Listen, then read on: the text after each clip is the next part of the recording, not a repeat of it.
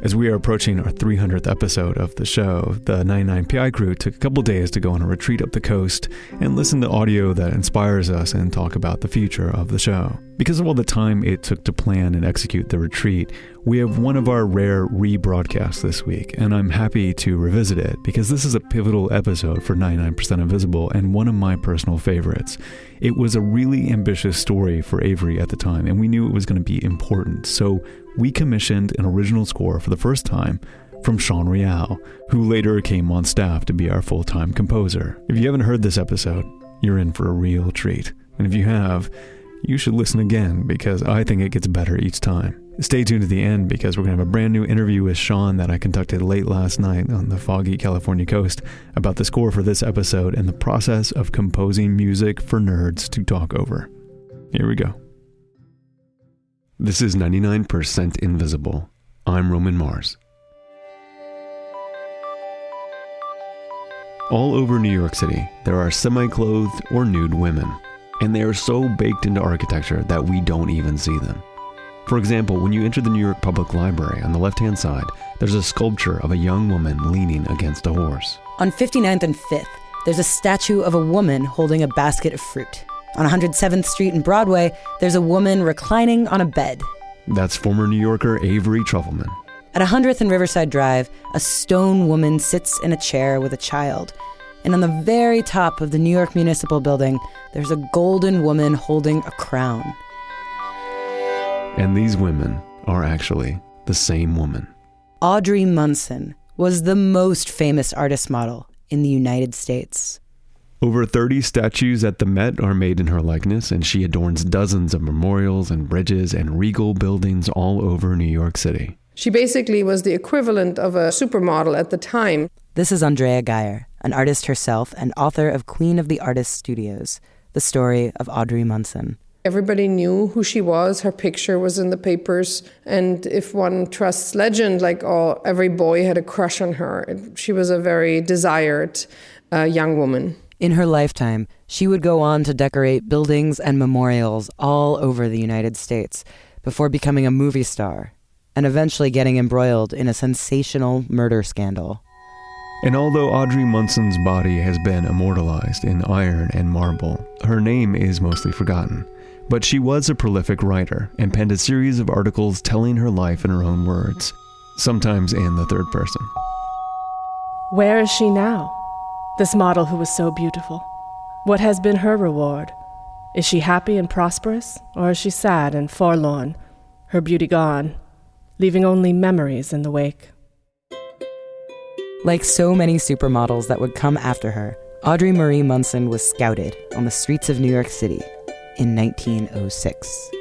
Audrey's mother and father were divorced, which was very unusual at the time, and her mother decided to get a fresh start in the big city. Audrey was 15, enrolled in music school, and one day, she was picked up on the street by a photographer when she walked around with her mother. This photographer gave Audrey his card and asked if she would pose for some portraits. Her mom was invited too, so intentions were good. These photos were fully clothed affairs. Audrey, by chance, was picked up as a model and then in the studio proved that she was somebody who was very good with the camera, very good in creating and generating poses. This photographer recommended that Audrey meet a friend of his, the famous sculptor Isidore Conti. At first, Conti thought he didn't really need Audrey. But as Audrey herself later recalled, suddenly he rose from the table, walked about me, asked me to stand and walk, and then said that he thought he could use me. But, said Mr. Conti, you will have to pose in the all-together. Posing in the all-together meant posing naked. Audrey's mother consented.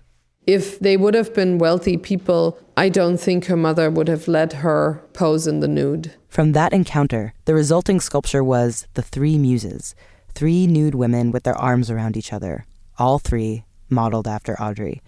For decades, the sculpture was in the lobby of the Hotel Astor. Audrey called this statue, quote, a souvenir of my mother's consent. And this was the first of many sculptures that she would model for Isidore Conti. Audrey began to work for many other famous artists in New York. As her reputation grew, she was recommended from studio to studio, and slowly, her likeness appeared, mostly naked or half naked, all over the city. In 1913, the New York Sun dubbed her Miss Manhattan. But Audrey is not always recognizable in sculpture. Her figure is different in different artists' eyes. Sometimes she's lithe, sometimes she's fuller. From sculpture to sculpture, there are no obvious giveaways that you're looking at Audrey's body. The clues are in her face. It's the expressions of the eyes and the mouth and the nose. Like once you know how she looks, you can see her everywhere. It's really fascinating. I would look at sculptures in the Met and be like, that looks like her, and then research and be right, that was her. Before it was easy for artists to snap a reference picture, Audrey could pose in a way that could evoke a mood. She must have been a very empathetic person. She could really translate emotion fully into her body. Audrey could hold the same pose for hours, sometimes for an entire day. And she worked closely with the artists, learning their temperaments, familiarizing herself with their past work. She thought of herself as a collaborator, as she told the New York Herald in 1915. Study? Yes, indeed I do. Every model who is a real success must study the work of the persons she is with. Audrey's unique set of skills earned her a decent salary, about $35 a week, which today would be like $800 a week. She made enough to give a day's salary to the suffragist movement, which was in full swing around her. Audrey was an independent, confident woman at a good time to be a sculpture model. Because the architecture that was in vogue in the United States from the end of the 19th century through World War I was the Beaux-Arts style. And this style required a lot of sculptures and detailed ornamentation. It was a great time in many ways to be an artist. This is architectural historian Karen McNeil. Whether you were an architect, a sculptor, a painter, a craftsperson making lamps. You've seen Beaux-Arts style architecture. Virtually all state capitals are in this style. That image of an authoritative building with columns and statues all around, maybe a big dome. That's Beaux-Arts. The style is a cross between stately Greek Parthenon and flowery French Versailles. So a Beaux-Arts building, it's a Greek temple, but then you do have the sculptures on it. You do have the frieze work. You do have all of this ornamental detail that is integral to the building. And architecture and sculpture are really bound together in this movement. When you take the decorative elements off of a Beaux-Arts building, it looks weird. The dimensions don't quite work anymore. But also, the sculptures are signs of the building's purpose. They're very overtly representational. Like in a private home, the statues are of domestic scenes, or on a market, they're of harvest and eating. For a government building, say San Francisco City Hall, it's all going to tell us about this is the seat of government and California is so great and fabulous, but it's all going to be allegorical. In a government building, you might find a statue of a woman holding an olive branch, or the scales of justice representing the state, liberty, truth, you name it. Just women placed on this pedestal of virtue, morality, motherhood, nurturing, strength. Women decorated the seat of power. They didn't sit in it. Why's it gotta be a lady? Because women are pure. You know, a woman with a spear, she would only use that spear to really defend her kids, right? So it has to be female. And for several years, this pure, uncorrupt symbol of virtue in the U.S. was Audrey Munson. She was everywhere. At the World's Fair in 1915, held in San Francisco, Audrey posed for 3/4 of the statues on the premises. Her face and body appeared everywhere throughout the grounds. That's Erin Garcia of the California Historical Society. She curated an exhibit about the 1915 Panama Pacific Exposition in San Francisco, where Audrey Munson was dubbed the Exposition Girl. In the Court of Four Seasons, she was the Seasons. She was at the base of the Fountain of Energy. She was Rain. She was the Priestess of Culture at the Palace of Fine Arts. She posed for 91 figures meant to represent the stars. She was all over the place. At about 24 years old, Miss Manhattan had won the West, and there was a new form of art entering the scene: cinema.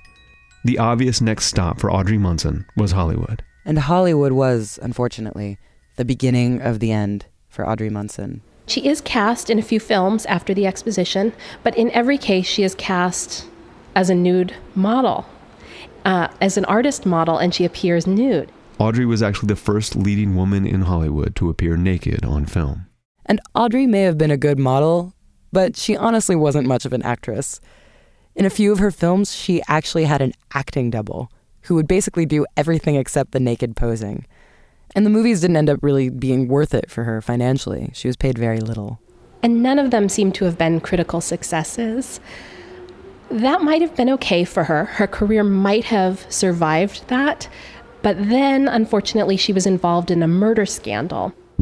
Audrey and her mother had an apartment in New York, and their landlord, Dr. Wilkins, fell in love with Audrey. Her landlord apparently became obsessed with her and killed his wife so that he could be with Audrey. Being with Audrey was a one-sided delusion. Audrey had nothing to do with the murder or any kind of romance with Dr. Wilkins. She and her mother had actually moved out of the home before this happened, but they were questioned, they had to testify in court, and they were sort of dragged through the mud in the press. The so-called Wilkins case became a phenomenal media scandal, as Audrey told the Daily Variety in 1920. The Wilkins case ruined my career. I'll never account for anything again. From loving and admiring me, the public seems to have grown to hate me. Audrey couldn't find any work, in film or in artist studios. But the decline of Audrey's career wasn't just because of the Wilkins scandal. She was, after all, totally innocent. There were just a lot of factors changing in the culture around her. For one, the Beaux-Arts style wasn't very popular anymore. The Beaux-Arts style came out of Europe, and there was this thing called World War I, where Western Europe kind of fell apart. And so there was a questioning about whether or not we want to be using that kind of symbolism.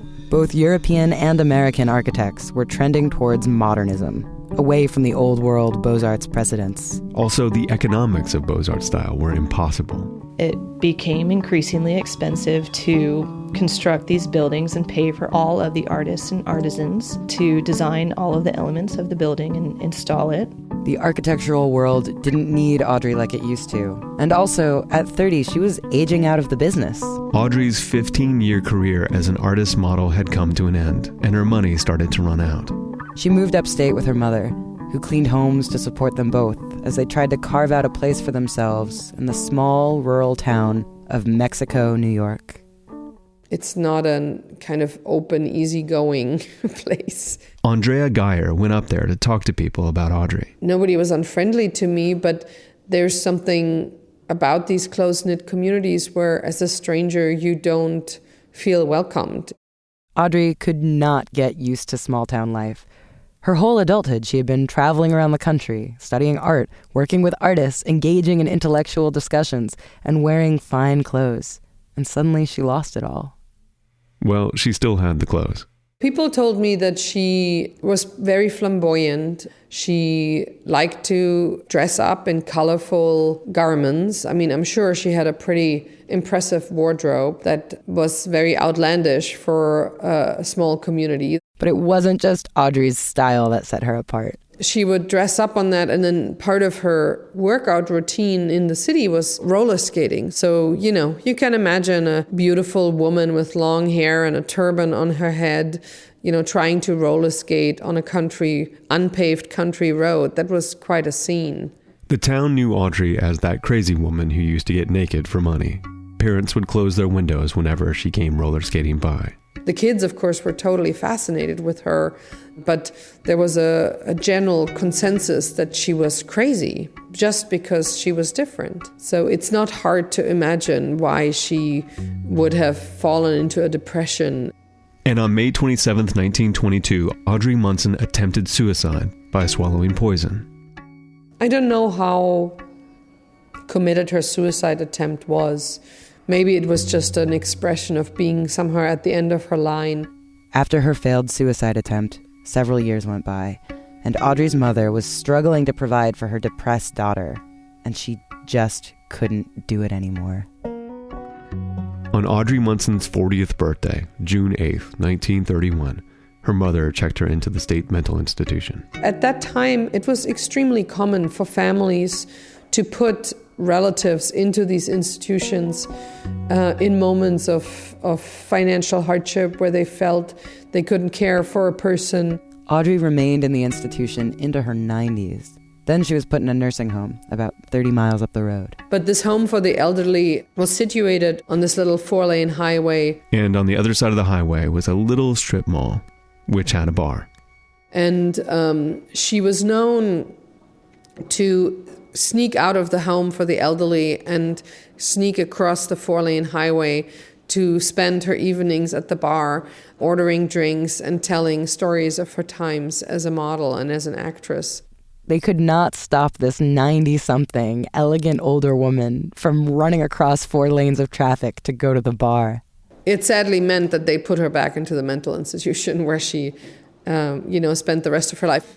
Audrey Munson lived just short of her 105th birthday. She died in 1996. This public body that once represented truth, civic fame, memory, the universe, and the stars was hidden away for nearly 2/3 of her life. But that 1/3, that glorious third, immortalized her and placed her all over American cities, perched high, quietly, out of sight, staring down at us. I'm wondering if many of my readers have not stood before a masterpiece of lovely sculpture or a remarkable painting of a young girl and asked themselves the question, where is she now? This model who was so beautiful. What has been her reward? Is she happy and prosperous, or is she sad and forlorn, her beauty gone, leaving only memories in the wake?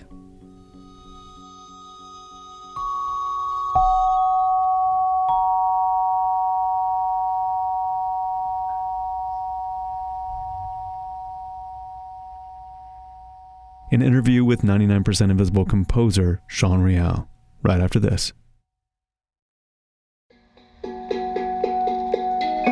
As I mentioned earlier, Miss Manhattan was the first time we worked with our composer, Sean Real, and during our retreat last weekend, I pulled Sean out of a rousing game of Dixit. I think that's how you say it, Dixit? I guess, I don't know. Anyway, and asked them how that came about.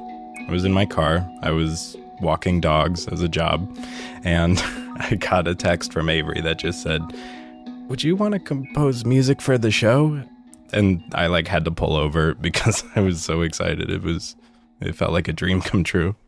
Do you remember anything specific about the music from this episode, the Audrey Munson episode in particular, that you were really proud of? One of the challenges I was having was I really wanted to get the right textures for it because it felt like such a special story, and it felt like it was this architecture that was coming to life, that had life in it. Audrey Munson's personality that was infused in these sculptures. And one of the things that I felt really satisfied about was this one sound I got when I was trying to think what is stone and marble and those kinds of things, what kind of texture would feel representative of that. And I have this thing called the glockenspiel. It's like a little xylophone that's made of metal, and it's more of a chimey kind of a sound, and you usually hit it. You hear it in a lot of indie folk bands and stuff. So I took it, and I've done this before, just taking a bow, a cello bow, and just seeing what it does with pretty much anything. And so thinking of those kinds of exercises, I took the cello bow and I pulled it on the glockenspiel, and it had a very kind of coarse texture to it while still maintaining its beautiful tone. It had a very specific tone. And so I actually took 2 bows and I was able to make harmonies. There's one specifically that ends the piece before the credits come up. That bit is the screechy, marbly part. It's probably one of the most amorphous things I've done for the show. It feels really good just to think that oh yeah, that's the Audrey Munson piece. That's the sound of Audrey Munson.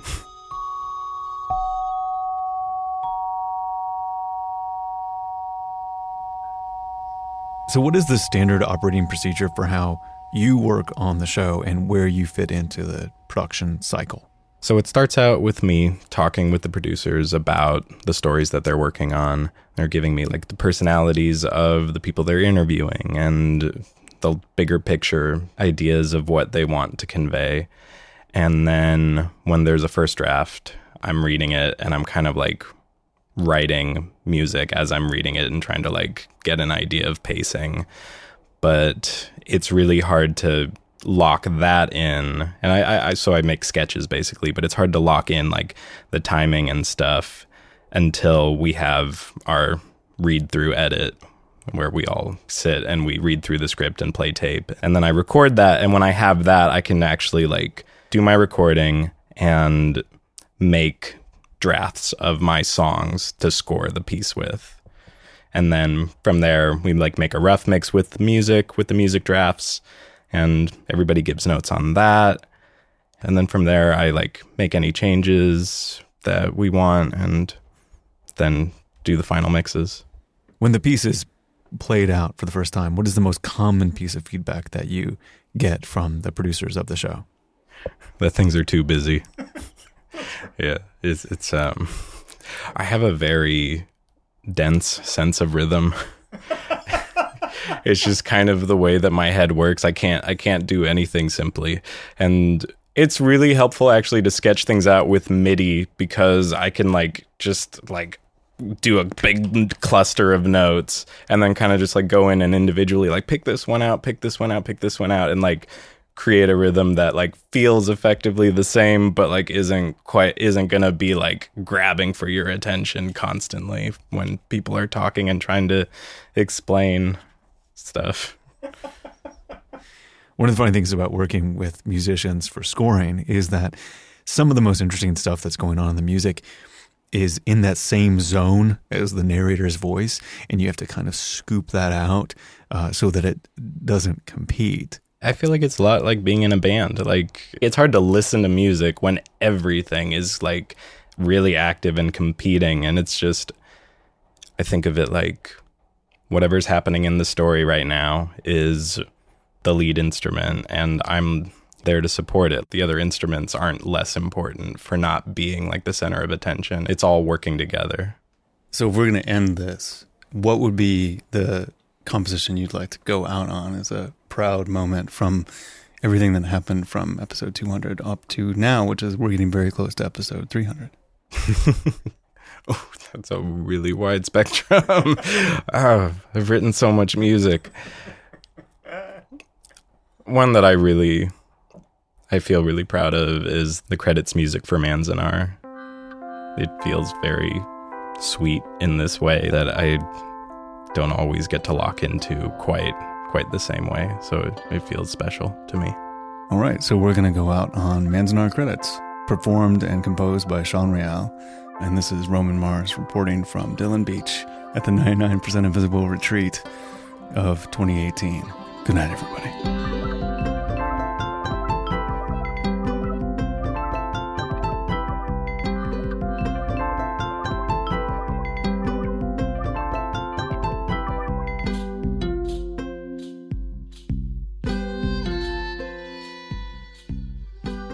99% Invisible was produced this week by Avery Trufelman, music by Sean Real. Katie Mingle is our senior producer, Kurt Kolstad is the digital director, Delaney Hall is the senior editor. The rest of the team includes Sharif Youssef, Emmett Fitzgerald, Taryn Mazza, and me, Roman Mars. All Audrey Munson quotes, unless otherwise noted, were taken from a tell-all series called Queen of the Artist Studios that Munson wrote for the New York American in 1921. Audrey Munson was voiced by Cara Rose DeFabio. We are a project of 91.7 KALW in San Francisco and produced on Radio Row in beautiful downtown Oakland, California. We are part of Radiotopia from PRX, a collective of the best, most innovative shows in all of podcasting. We are supported by our listeners, just like you. You can find the show and join discussions about the show on Facebook. You can tweet at me at Roman Mars and the show at 99pi.org. We're on Instagram, Tumblr, and Reddit too. But we have more visual design stories and videos too at 99pi.org.